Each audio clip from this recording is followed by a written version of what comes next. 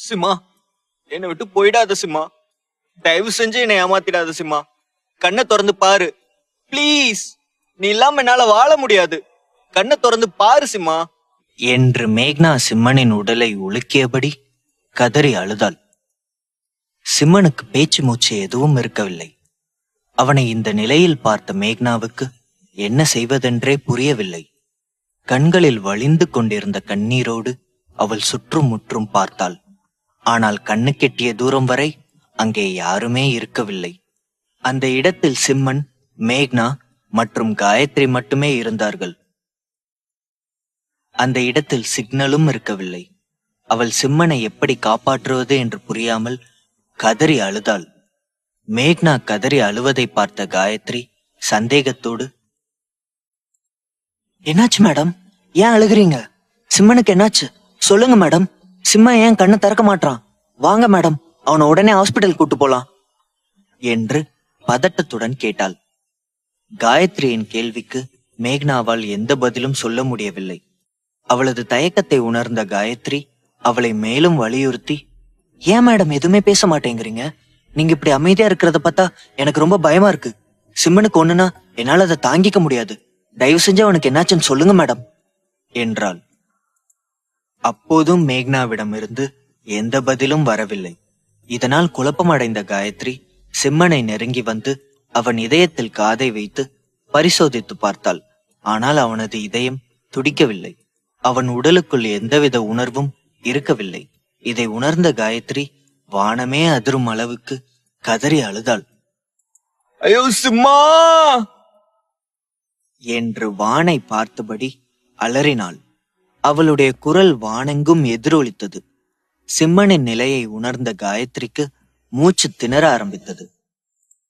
அவள் ஏற்கனவே மனதளவில் மிகவும் சோர்ந்து போயிருந்தாள். தற்போது சிம்மனுக்கு இதய துடிப்பு இல்லை என்பதை உணர்ந்த பிறகு அவளால் அதை ஏற்றுக்கொள்ளவே முடியவில்லை.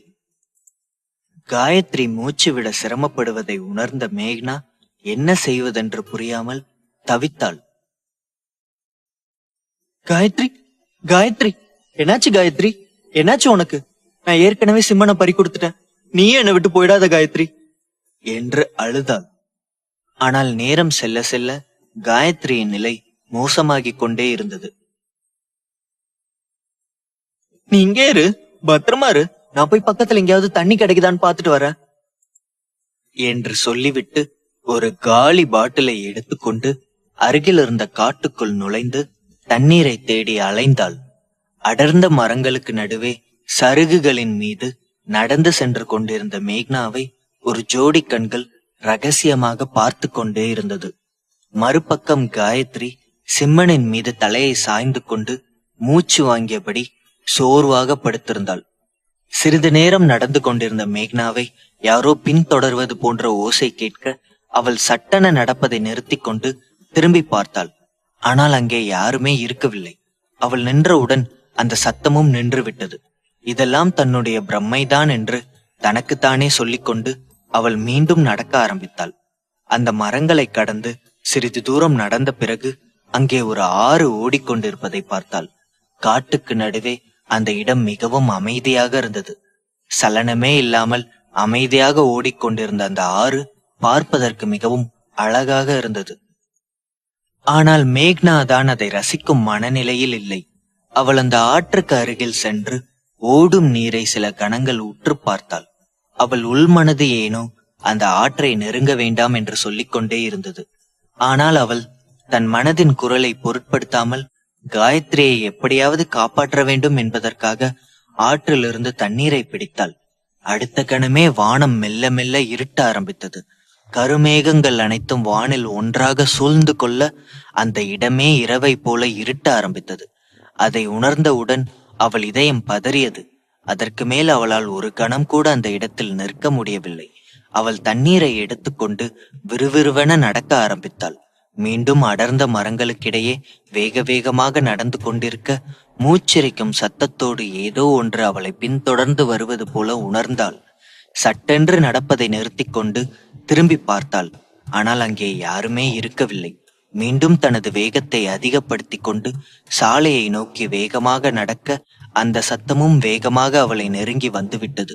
இப்போது அந்த சத்தம் தன் காதுக்கு அருகே மிகவும் தெளிவாக கேட்டது. மேக்னா சட்டென திரும்பி பார்த்தாள். அங்கே அவள் எதையோ பார்த்து பயந்து கையை வாயில் வைத்தபடி என்று கத்தி கூச்சலிட்டாள். மறுகணமே அவள் மயங்கி தரையில் விழுந்தாள்.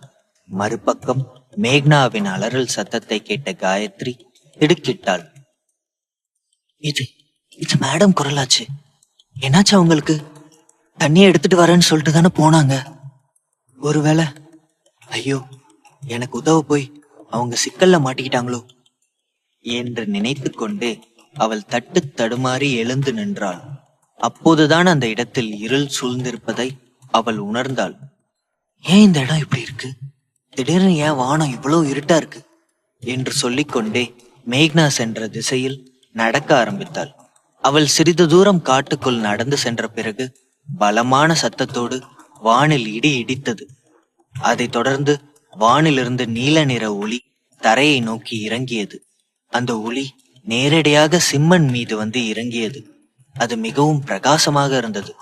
அந்த ஒளி அவன் மீது பட்ட சில வினாடிகளில் சிம்மன் பெருமூச்செறிந்தபடி அதிர்ச்சியோடு திடுக்கிட்டு கண் விழித்தான். அவனிடமிருந்து வேகமாக மூச்சு வெளியேறியது. அவன் கண்கள் இப்போது மஞ்சள் நிறத்தில் ஒளிர்ந்தது. ஆனால் அவன் அதை அறியவில்லை. அவன் சட்டென எழுந்து அமர்ந்து கொண்டு 2 முறை சத்தமாக இருமினான். அவனுக்குள் அடக்க முடியாத ஆன்ம சக்தி நுழைந்து விட்டது போல் உணர்ந்தான். அப்போது அவனுக்குள் ஒரு குரல், மீண்டும் இந்த உலகத்துக்கு வந்துட்டியா சிம்மா? இனிமேதான் நீ செய்ய வேண்டிய வேலை நிறைய இருக்கு. இப்போ நீ பழைய சிம்மன் இல்ல, இனி நீ ஒரு அவதாரம் என்று ஒரு குரல் கேட்டது. அதைத் தொடர்ந்து வானம் மீண்டும் பழைய நிலைக்கு திரும்பிவிட்டது. சுற்றுமுற்றும் பார்த்து தான் எங்கே இருக்கிறோம் என்று யோசித்து குழம்பினான். அவனுக்கு கடைசியாக நடந்த காட்சிகள் கொஞ்சம் கொஞ்சமாக நினைவுக்கு வந்தது. மேக்னாவும் காயும் எங்க போயிட்டாங்க என்று கேட்டுக்கொண்டே சுற்றுமுற்றும் பார்த்தான். அப்போது ஒரு சில காலடி தடங்கள் அருகில் இருந்த மண் தரை மீது பதிந்திருப்பதை கவனித்தான். அந்த சுவடுகள் காட்டுக்குள் சென்று இருப்பதை உணர்ந்தான். ஒருவேளை அவங்க 2 பேரும் இந்த காட்டுக்குள்ள போயிருப்பாங்களோ? ஆனா எதுக்காக அவங்க காட்டுக்குள்ள போகணும்? நான் மயக்கத்துல இருக்கும்போது அந்த ராபர்ட் திரும்பவும் மேக்னா கிட்ட கலாட்டா பண்ணிருப்பானா என்று நினைத்து பதட்டத்தோடு அவனும் அந்த காட்டுக்குள் நுழைந்தான். மேக்னா, காயு, எங்க இருக்கீங்க என்று அழைத்து கொண்டே மரங்களுக்கிடையே நடந்தான். சிறிது தூரத்தில் மேக்னா மயங்கி கிடப்பதை பார்த்தான். பதட்டத்தோடு வேகமாக ஓடி சென்று அவளுக்கு அருகில் அமர்ந்து அவளுடைய கன்னங்களை தட்டியபடி, மேக்னா, மேக்னா, என்னாச்சு மேக்னா? கண்ணை திறந்து பாரு, நான் சிம்மம் வந்திருக்கேன் என்று மீண்டும் மீண்டும் சொல்லிக்கொண்டே இருந்தான். மேக்னாவுக்கு மெல்ல மெல்ல சுய நினைவு திரும்பியது. அவள் தலையை பிடித்து கொண்டு மெதுவாக எழுந்து அமர்ந்தாள். என்னாச்சு மேக்னா, நீங்க எப்படி வந்த என்று கேட்க மேக்னா ஒன்றும் புரியாமல் சுற்றுமுற்றும் பார்த்தாள். தான் அங்கே எப்படி வந்தோம் என்று அவளுக்கே சட்டென நினைவுக்கு வரவில்லை. அங்கே இருந்த காட்சிகள் எதுவும் தெளிவாக தெரியவில்லை. கண்களை துடைத்துக் கொண்டு மீண்டும் பார்த்தாள். அப்போதுதான் அவளுக்கு எதிரில் சிம்மன் இருப்பதை உணர்ந்தாள். சிம்மா, நீ கண்முழிச்சிட்டியா என்று கேட்டுக்கொண்டே அவனை கட்டி அணைத்துக் கொண்டாள். அவள் கண்களிலிருந்து கண்ணீர் வழிந்தது. ஏய் மேக்னா, என்னாச்சு? ஏன் அலற? நான் நல்லாத்தானே இருக்கேன், நான் என்ன செத்தா போயிட்டேன் என்று சொல்ல, தயவு செஞ்சு அப்படி மட்டும் சொல்லாத. கொஞ்ச நேரத்துல எங்களை எவ்வளவு கதி கலங்க வச்சுட்ட தெரியுமா என்றாள். இரு இரு, இப்பதான் எனக்கு ஞாபகம் வருது. ஆமா, காயத்ரி எங்க என்றான். அவ உனக்கு பக்கத்துல தானே இருந்தா, நீ கண்முழிக்கும் போது அவங்க இல்லையா என்று குழப்பத்தோடு கேட்டாள் மேக்னா. நான் கண்முழிக்கும் போது எனக்கு பக்கத்துல யாருமே இல்லையே என்றான் சிம்மன். அதை கேட்டு குழம்பி போன மேக்னா சிம்மனின் முகத்தை உற்று பார்த்தாள். அதிர்ச்சியும் சந்தேகமும் நிறைந்த துணியில், உன் கண்ணிய இந்த கலர்ல இருக்கு என்றாள். இந்த கேள்வியை கேட்டவுடன் அவன் மேக்னாவை முறைத்து பார்த்தான். அவனுடைய பார்வை அவளுடைய ஈரக்குலையையே நடுங்க வைத்தது. சிம்மனின் மறுபிறவி நல்லதா கெட்டதா? காயத்ரி எங்கே போனாள்? அவளுக்கு என்ன ஆனது? இதையெல்லாம் தெரிந்து கொள்ள வேண்டுமா? அடுத்த அத்தியாயத்தை கேள்வி தொடரும்.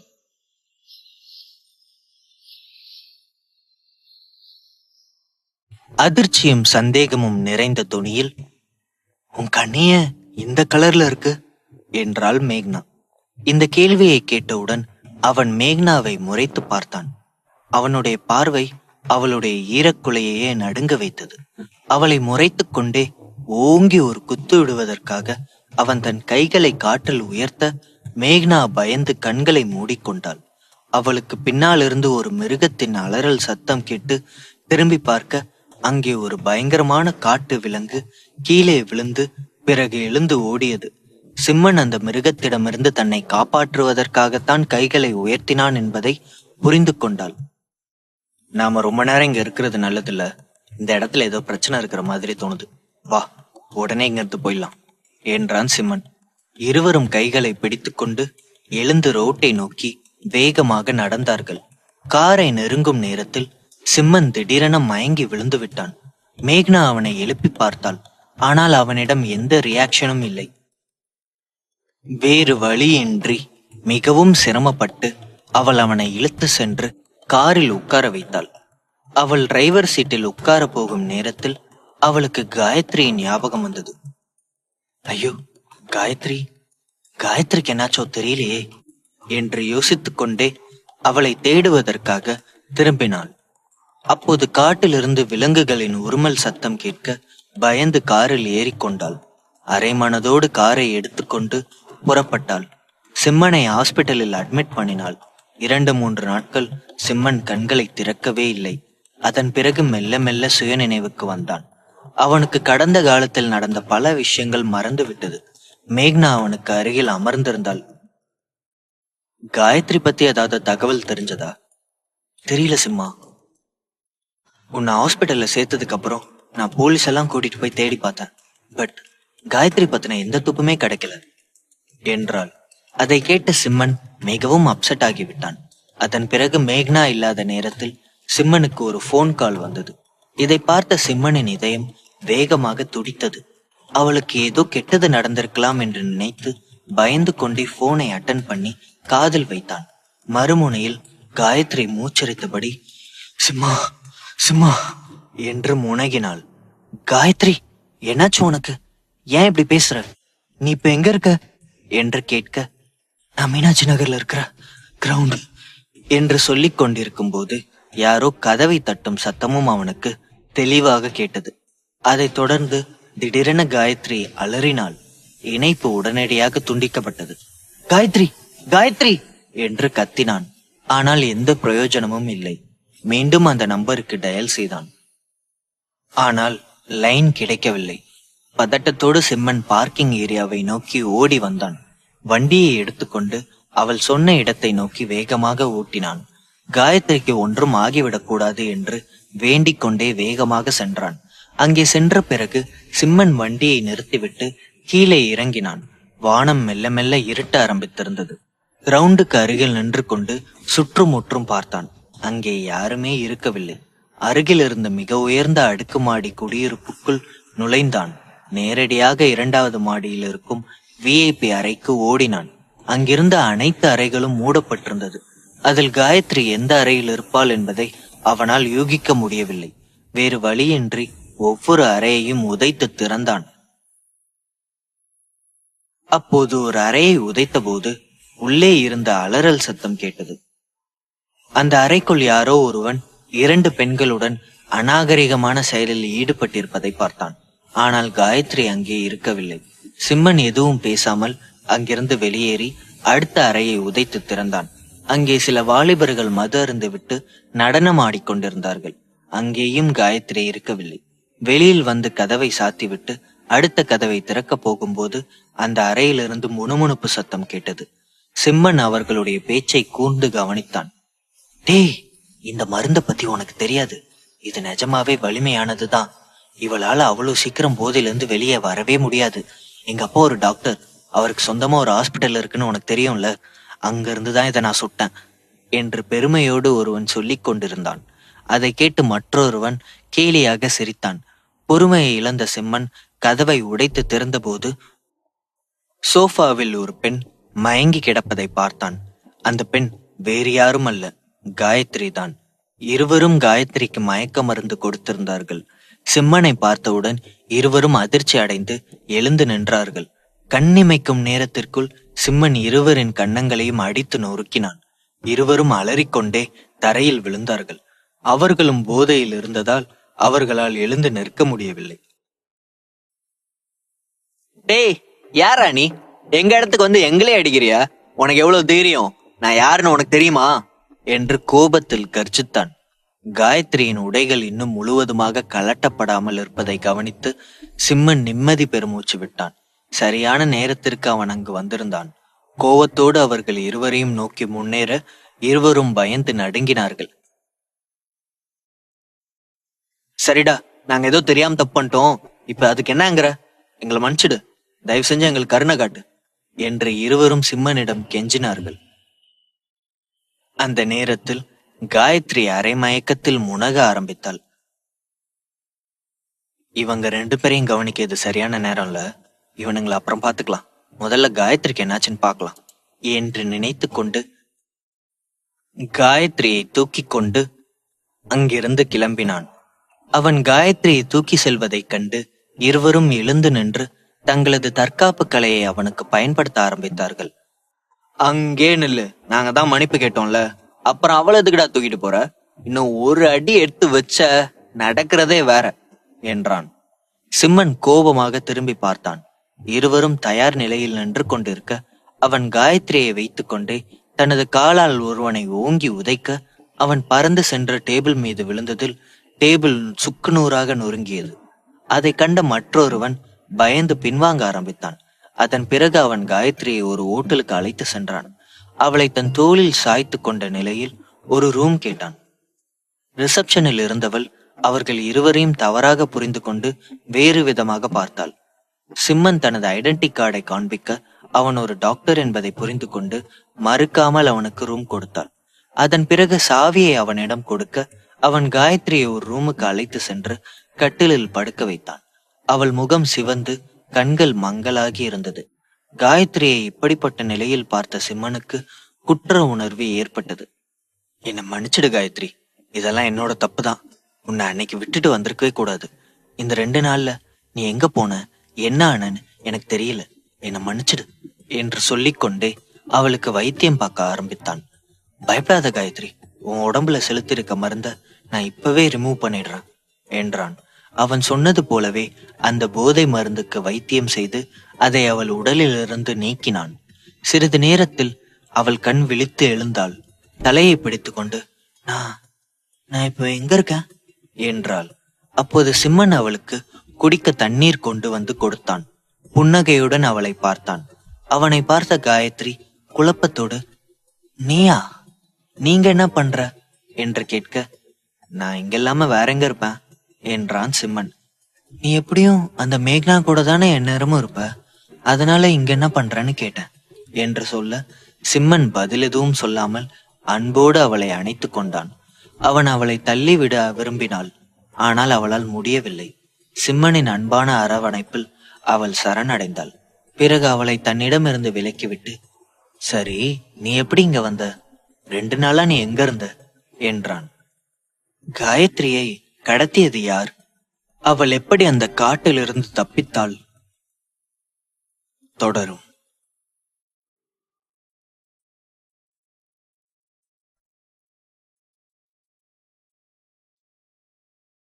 சரி, நீ எப்படி இங்க வந்த? 2 நாளா நீ எங்க இருந்த காயு என்றான் சிம்மன். காயத்ரி தயங்கியபடியே, எனக்கு எனக்கு எதுவுமே சரியா ஞாபகம் இல்ல சிம்மா. நான் எப்படி இங்க வந்தேனே எனக்கு தெரியல. நானே எவ்வளவோ யோசிச்சு பார்த்தேன். பட் எனக்கு எதுவுமே ஞாபகம் வர மாட்டேங்குது. நான் கண் முழிக்கும் போது ஏதோ ஒரு ரூம்ல இருந்தேன். எனக்கு எங்க இருக்கேன்னு ஒண்ணுமே புரியல. ஜன்னல் வழியா வெளியில பார்க்கும்போதுதான் நான் எந்த ஏரியாவில் இருக்கேன்னு ஓரளவுக்கு புரிஞ்சது. நல்ல வேலை, என்னோட போன் என்கிட்ட தான் இருந்துச்சு.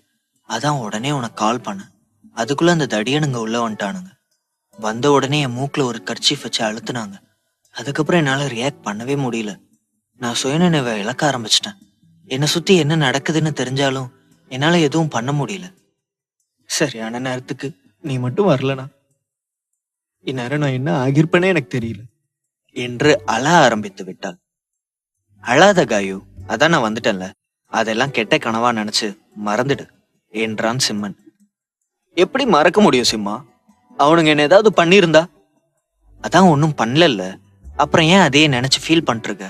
கடைசியா நடந்ததெல்லாம் மறந்துட்டேன்னு சொன்னல, அது கூட இதையும் சேர்த்துக்கோ, இதையும் சேர்த்து மறந்துடு, தட்ஸ் ஆல் என்றான். எல்லாத்தையும் மறந்துடுவேன், ஆனா நீயும் அந்த மேக்னாவும் எனக்கு செஞ்ச துரோகத்தை மட்டும் மறக்கவே மாட்டேன் என்று கோபமாக கூறினாள்.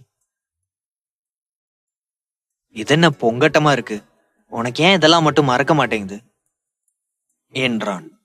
மேக்னா மீது அவளுக்கு நல்ல அபிப்பிராயம் இருந்தாலும் தன் காதலனை அவளுடன் பகிர்ந்து கொள்ள காயத்ரி துளியும் விரும்பவில்லை. சிம்மனுடனான பைத்தியக்காரத்தனமான தருணங்களை நினைக்கும் போது அவள் இதயம் வேகமாக துடித்தது. அவள் தன்னைத்தானே நிதானப்படுத்தி கொண்டு, சரி, எனக்கு ட்ரெஸ்க்கு ஏற்பாடு பண்ணு, நான் வேலைக்கு போகணும் என்றாள்.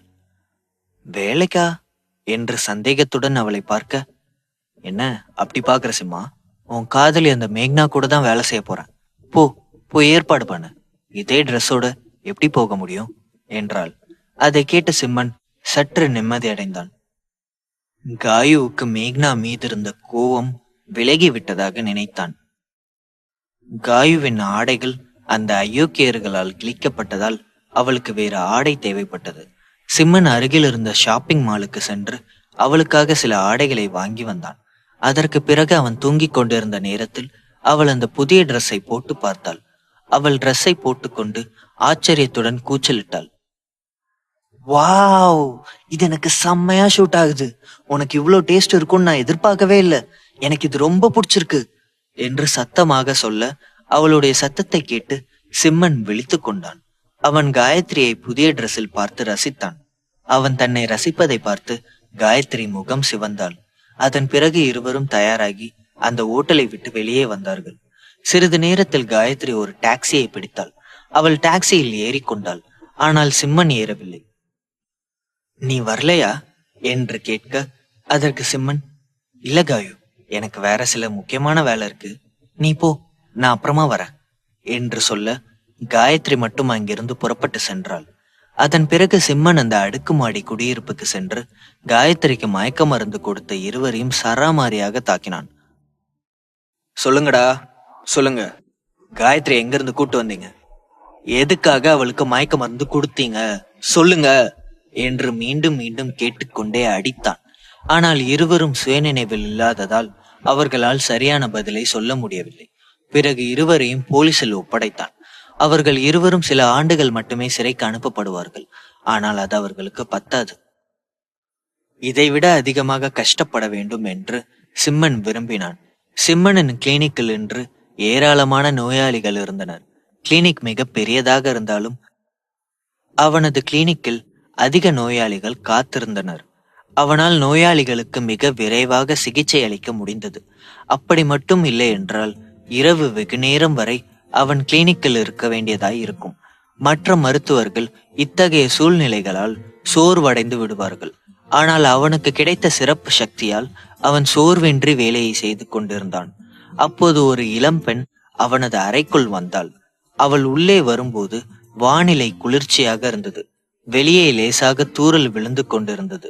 அவளது மெலிந்த மற்றும் கவர்ச்சியான உடல் பார்ப்பவர்களை கவர்ந்திழுப்பது போல் இருந்தது.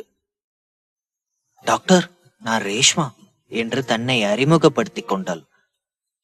சொல்லுங்க ரேஷ்மா, உங்களுக்கு என்ன ப்ராப்ளம் என்றான் சிம்மன். ப்ராப்ளம் எனக்கு இல்ல டாக்டர், எங்க ப்ரொஃபஸருக்கு. அவங்களால இங்க வர முடியாது. நீங்க வீட்டுக்கு வந்து ட்ரீட்மெண்ட் கொடுப்பீங்களா? ஐ மீன் ஹோம் விசிட்டுக்கு வருவீங்களா டாக்டர் என்றாள். ஓ எஸ், ஆனா இப்போ என்னால அதை செய்ய முடியாது ரேஷ்மா. நீங்களே பாக்குறீங்கல்ல, நிறைய பேஷண்ட்ஸ் வெயிட் பண்ணிட்டு இருக்காங்க என்றான். பரவாயில்ல டாக்டர், உங்களால எப்ப வர முடியும்னு சொல்லுங்க என்றாள். அவள் விடாப்பிடியாக கேட்டுக்கொண்டிருப்பது போல் தோன்றியது. ரொம்ப கிரிட்டிக்கல் கேஸ்னா மட்டும்தான் ஹோம் விசிட் பண்ணுவேன். அதுவும் இங்க ட்ரீட்மெண்ட் முடிஞ்சதுக்கு அப்புறம் நைட்டு 11 மணிக்கு மேலதான் பண்ண முடியும் என்றான். இதை கேட்ட அந்த இளம்பெண் லேசாக முகம் சுளித்தபடி இனிமையாக சிரித்தாள். நீங்க நினைக்கிற மாதிரியே ஒரு கிரிட்டிக்கல் கேஸ்க்காக தான் நானும் உங்களை கூட்டிட்டு போக வந்திருக்கேன். எவ்வளவு நேரமானாலும் பரவாயில்ல, நான் வெயிட் பண்றேன் டாக்டர் என்றாள். சிம்மனால் அவளை தவிர்க்க முடியவில்லை. அவளை காத்திருக்க சொல்லிவிட்டு அவன் வேகமாக பேஷண்ட்டுகளுக்கு ட்ரீட்மெண்ட் கொடுத்தான். ஒவ்வொரு நோயாளியையும் அவன் கவனித்து மருந்து கொடுக்கும் விதத்தை பார்த்து அவளுக்கு அவன் மீது நம்பிக்கை அதிகமாகிவிட்டது. 10 நாட்களுக்கு முன்பு சிட்டியிலிருந்து நூற்றுக்கணக்கான மைல்கள் தொலைவில் அமைந்துள்ள பழம்பெரும் பண்டைய கல்லறையை அவர்கள் கண்டுபிடித்தனர். ஆய்வுக்காக புரொஃபசருடன் பழங்கால கல்லறைக்குள் சென்றாள். அவர்கள் அங்கே இருந்தபோது எதிர்பாராத விதமாக புரொஃபசர் சுயநினைவை இழந்தார். உடனே அனைவரும் அங்கிருந்து புறப்பட்டு விட்டார்கள். திரும்பி வந்த பிறகு புரொஃபசர் கண் விழித்தாலும் அவரால் இயல்பாக இருக்க முடியவில்லை. அவர் கடுமையாக நோய்வாய்ப்பட்டிருந்தார். அவருக்கு என்ன ஆனது என்பதை யாராலும் புரிந்து கொள்ள முடியவில்லை. சிறந்த பாரம்பரிய மருத்துவ திறன் கொண்ட ஒரு இளைஞன் இருப்பதாக அவர்கள் கேள்விப்பட்டனர். அதனால் ரேஷ்மா ஒரு முறை அந்த இளைஞனை சந்தித்து முயற்சி செய்து பார்த்து விடலாம் என்று நினைத்தாள். இதையெல்லாம் யோசித்துக் கொண்டே அமர்ந்து இருந்ததில் அவளுக்கு நேரம் போனதே தெரியவில்லை. இப்பொழுது மணி 11 ஆகிவிட்டது. அதன் பிறகு ரேஷ்மாவிடம் வாங்க போகலாம் என்றான். ரேஷ்மா தலையை அசைத்து தேங்க்யூ டாக்டர் என்றாள். அவன் மருந்து பெட்டியை எடுத்துக்கொண்டு அவளுடன் வெளியே சென்றான். இருவரும் காரில் ஏறிக்கொண்டார்கள். என்னோட யூகம் சரியா இருந்தா நீ ஒரு ஆர்கியாலஜி ஸ்டூடெண்ட் கரெக்ட் தானே என்றான். அதை கேட்ட ரேஷ்மா திகைத்து விட்டாள். அவள் இன்னும் தன்னை பற்றி அவனிடம் அறிமுகப்படுத்தி கொள்ளவில்லை. அதற்குள் சிம்மனுக்கு எப்படி தன்னை பற்றி தெரியும் என்று யோசித்தாள். உங்களுக்கு எப்படி தெரியும் டாக்டர்? நீங்க என்ன ஜோசியக்காரரா என்றாள். சிம்மன் லேசாக சிரித்துவிட்டு எனக்கு மாயக்கலைகள் பத்தி கொஞ்சம் தெரியும். சரி அதை விடுங்க.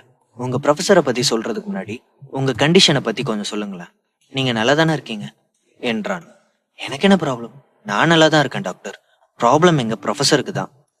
நீங்க அவங்களுக்கு தான் ட்ரீட்மெண்ட் கொடுக்கணும் என்றாள் ரேஷ்மா. உண்மையை சொல்ல போனா உங்க டிபார்ட்மெண்ட்ல இருக்கிறவங்க சில நேரம் தீய ஆவிகளை சந்திக்க நேரிடும். என்னோட கெஸ் கரெக்டா இருந்தா நீங்களும் உங்க ப்ரொஃபஸரும் அப்படி ஒரு இடத்துக்கு போய் தான் ப்ராப்ளம் ஆகியிருக்கும் கரெக்டா என்றான். இதெல்லாம் உங்களுக்கு எப்படி தெரியும் டாக்டர்? அப்படியே கூட இருந்து பார்த்த மாதிரி பேசுறீங்களே என்று வியப்போடு கேட்டாள் ரேஷ்மா. தொல்பொருள் ஆராய்ச்சியாளரா இருக்கிறது ஒன்றும் சாதாரண வேலை இல்லை. அது ரொம்பவும் ஆபத்தான வேலை. தொல்பொருள் ஆராய்ச்சியாளர்களை விட அங்க திருட வரவங்க சேஃபா இருப்பாங்க. அது காரணம் என்ன தெரியுமா? திருட வரவங்களுக்கு கூட இந்த மாதிரி தீய சக்திகள் மேல நம்பிக்கை உண்டு. அதுக்காக முன்னெச்சரிக்கை ஏற்பாடுகளை அவங்க செஞ்சுக்குவாங்க. ஆனா உங்க டிபார்ட்மெண்ட்ல இருக்கிறவங்களுக்கு இது மாதிரி விஷயங்களை நம்ப மாட்டாங்க என்றான். இந்த ரேஷ்மா யாரு? அவள் மூலம் சிம்மனுக்கு காத்திருக்கும் பிரச்சனை என்ன? தொடரும்.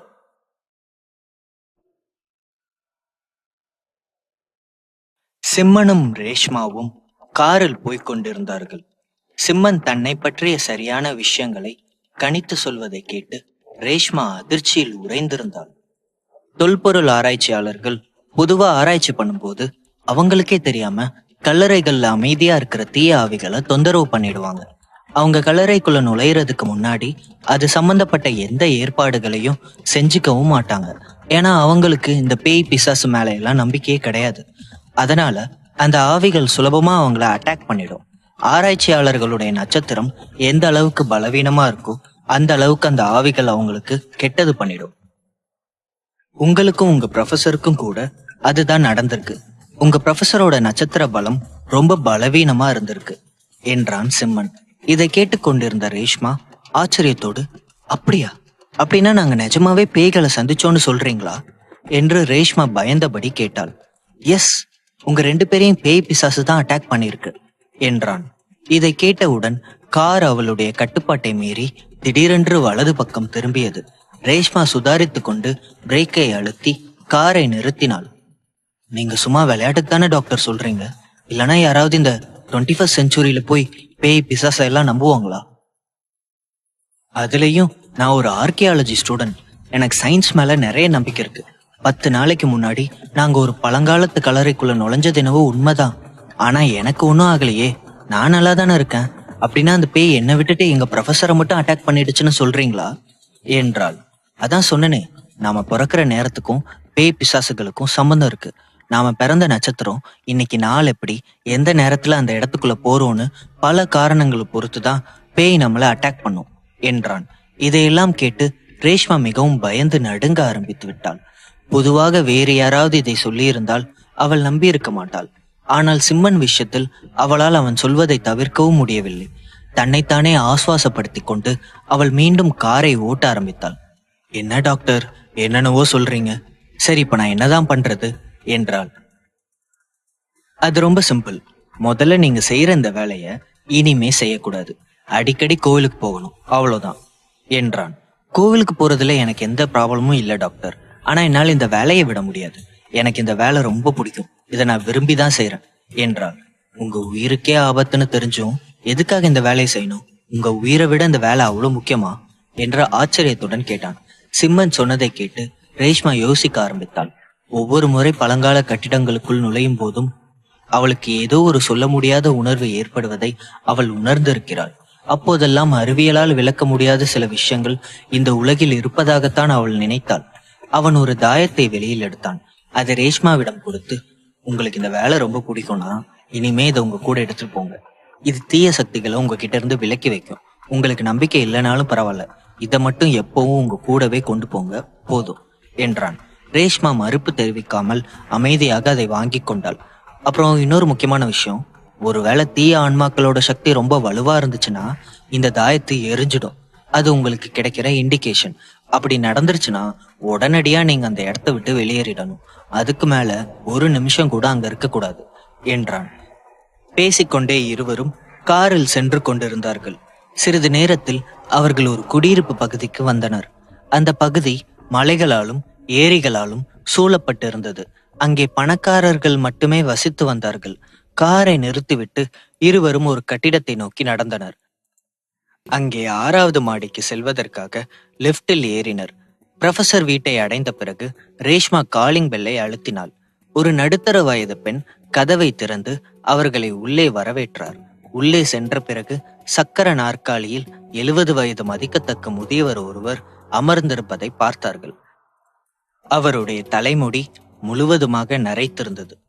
புரொஃபசர், உங்களுக்கு ட்ரீட்மெண்ட் கொடுக்க நான் ஒரு டாக்டரை கூட்டிட்டு வந்திருக்கேன் பாருங்க. அவர் ரொம்ப நல்ல டாக்டர், கண்டிப்பா உங்களை கியூர் பண்ணிடுவாரு.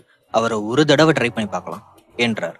புரொஃபசர் மகிழ்ச்சியோடு ரேஷ்மாவை பார்த்து, ரேஷ்மா, உன்ன மாதிரி ஸ்டூடெண்ட் கிடைக்க நான் ரொம்பவே கொடுத்து வச்சிருக்கணுமா. எனக்காக நீ எவ்வளவு மெனக்கிடுற. I am really proud of you. ஆனா எனக்கு என்னவோ இந்த ட்ரீட்மெண்ட் எல்லாம் வேஸ்ட்னு தான் தோணுது. நான் பிழைக்க மாட்டேன்னு நினைக்கிறேம்மா. நானும் என் மனைவி போன இடத்துக்கே போயிட போறேன் என்றார். ஐயோ புரொஃபசர், எதுக்கு இப்படி எல்லாம் பேசுறீங்க என்று வருத்தப்பட்டாள் ரேஷ்மா. புரொஃபசரின் முகத்தில் சுருக்கங்கள் நிறைந்திருந்தது. அவரை பார்த்தவுடன் எதையோ உணர்ந்த சிம்மன் அதிர்ச்சி அடைந்தான். ஒரு நபர் உண்மையாகவே இறக்கப் போகிறார் என்றால் அவரது உடலில் இருந்து ஒருவித சக்தி வெளிப்படும். அதை சிம்மனால் புரிந்து கொள்ள முடியும். சார், எனக்கு உங்களை ஏற்கனவே தெரியும். நான் உங்களை பத்தி நிறைய கேள்விப்பட்டிருக்கேன். உங்களோட வீடியோஸ் கூட நிறைய பார்த்திருக்கேன். நீங்க கவலைப்படாதீங்க சார். அவ்வளவு சீக்கிரம் உங்களை சாக விட்டுட மாட்டோம். நீங்க ரொம்ப நாளைக்கு நல்லா இருப்பீங்க என்றான். அவன் புரொஃபசரின் நாடி துடிப்பை உணர முற்பட்ட போது திடீரென்று யாரோ காலிங் பெல்லை அழுத்தினார்கள். கதவு திறந்துதான் இருந்தது. அனைவரும் கதவை நோக்கி திரும்பி பார்த்தபோது பூஜாவும் டாக்டர் மகேஷும் உள்ளே நுழைந்தார்கள். அவர்கள் இருவரையும் சிம்மனுக்கு நன்றாகவே தெரியும். பூஜா சிம்மனை அங்கே பார்த்தவுடன் திகைத்து விட்டாள். அவள் இருண்ட முகத்தோடு சிம்மனை பார்த்து கொண்டே உள்ளே வந்தாள். இவன் எப்படி இங்க என்று யோசித்தாள். ரேஷ்மா பூஜாவிடம், ஹாய் பூஜா, நீ என்ன இந்த நேரத்துல? இவர் டாக்டர் சிம்மன். டாக்டர், இவ என்னோட கிளாஸ்மேட் பூஜா என்று ஒருவருக்கொருவர் அறிமுகப்படுத்தி வைத்தாள். பூஜா ரேஷ்மாவின் கிளாஸ்மேட் என்பதை கேள்விப்பட்டவுடன் சிம்மன் திகைத்து போனான். ஏய் ரேஷ்மா, நீ என்ன சொல்ற? நம்ம ப்ரொஃபசர் செக் பண்ண வந்த டாக்டர் இவன் தானா? ஏன் உனக்கு வேற டாக்டரே கிடைக்கலையா? நம்ம ப்ரொஃபசருக்கு ட்ரீட்மெண்ட் கொடுக்க போயும் இவனை கூட்டிட்டு வந்திருக்க. எனக்கு இவனை பத்தி நல்லாவே தெரியும். நீ இவனை நம்பாத. இவன் நமக்கு தேவையில்ல. நான் கூட்டிட்டு வந்திருக்கிற டாக்டர் ரொம்ப பெஸ்ட் டாக்டர். அவரை வச்சே நம்ம ப்ரொஃபசருக்கு ட்ரீட்மெண்ட் பார்க்கலாம் என்றாள் பூஜா. பூஜா சொல்வதை எல்லாம் கேட்டுக்கொண்டிருந்த சிம்மன் அமைதியாக ஒரு சிறிய புன்முறுவலை மட்டும் வெளிப்படுத்தினான். அவள் சிம்மனை திரும்பி பார்த்து, என்ன சிம்மா, நீ இப்பெல்லாம் ஹோம் விசிட் பண்ண ஆரம்பிச்சிட்டியா என்ன? அந்த அளவுக்கு கஷ்டத்துல இருக்கியா என்று கேலியாக கேட்டாள். இல்ல பூஜா, நான் ஹோம் விசிட் பண்ண போறது இல்ல. ரொம்ப கிரிட்டிக்கலான கேஸ் நான் மட்டும்தான் போவேன். ஹோம் விசிட் பண்ண எனக்குன்னு சில ரூல்ஸ் இருக்கு. ஒரு புதிரான நோயா இருந்தா நான் ஃபீஸ் கூட வாங்க மாட்டேன் என்றான். பூஜா, உனக்கு இந்த டாக்டர் ஏற்கனவே தெரியுமா என்றாள் ரேஷ்மா. நல்லாவே தெரியும், அதனாலதான் சொல்றேன். இந்த டாக்டர் நமக்கு தேவையில்ல ரேஷ்மா என்றாள் பூஜா.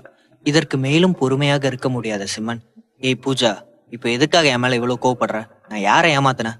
எதுக்காக நீ தேவையில்லாம இவ்வளவு கோவப்படுற என்றான். அவள் எந்த பதிலும் சொல்லாமல் அவள் அழைத்து வந்த டாக்டரை திரும்பி பார்க்க அவர் ப்ரொஃபசரை பரிசோதிக்க ஆரம்பித்தார். அதன் பிறகு அவர் ஒரு மருந்து சீட்டை எழுதி கொண்டிருக்க, டாக்டர், ப்ரொஃபசருக்கு ஒன்றும் ப்ராப்ளம் இல்லையே, குணப்படுத்திடலாம்ல என்றாள் பூஜா. நோ ப்ராப்ளம் பூஜா, உங்க ப்ரொஃபசருக்கு ஜஸ்ட் கோல்டு, அவ்வளவுதான். நான் எழுதி கொடுத்த மருந்த டயத்துக்கு கொடுங்க, எல்லாம் சரியாயிடும் என்றார். இதை கேட்ட ரேஷ்மா அதிர்ச்சியோடு, டாக்டர் நீங்க என்ன சொல்றீங்க? எங்க ப்ரொஃபசரோட ப்ராப்ளம் கொஞ்சம் விசித்திரமானது. அவரோட ப்ராப்ளம் என்னன்னு புரியாம ஜஸ்ட் கோல்டுன்னு சொல்றீங்களே. எங்க ப்ரொஃபசருக்கு அடிக்கடி சில கெட்ட கனவு வரும். கனவு கண்டு சம்மந்தம் இல்லாம உளருவாங்க. நாளுக்கு நாள் அவங்க உடல்நிலை ரொம்ப மோசமாகிட்டே வருது. 6 மாசத்துக்கு முன்னாடி வரைக்கும் அவங்க நல்லா தான் இருந்தாங்க. கொஞ்சம் கொஞ்சமா அவங்களோட உடல்நிலை மோசமாகி இப்ப படுத்த படுக்கை ஆயிட்டாங்க. நாங்க எத்தனையோ டாக்டர் கிட்ட கூட்டிட்டு போய் வைத்தியம் பார்த்துட்டோம். எதுவுமே ஒர்க் அவுட் ஆகல. நீங்க என்னடானா அசால்ட்டா மாத்திரையை சாப்பிட்டா சரியாயிடும்னு சொல்றீங்களே என்றாள். அப்போ நீங்க என்னோட ட்ரீட்மெண்ட் மேல சந்தேகப்படுறீங்களா என்று கோவப்பட்டார் டாக்டர். ப்ரொஃபசரின் உண்மையான பிரச்சனை தான் என்ன? சிம்பன் சொல்வது போல் தீய சக்தியின் ஆன்மாக்கள் தான் அவரை தீண்டி இருக்குமா? அல்லது டாக்டர் மகேஷ் சொல்வது போல் அவருக்கு கோல்டு மட்டும்தானா? அவர் கொடுத்த மருந்தில் ப்ரொஃபசர் குணமாகி விடுவாரா? தொடரும்.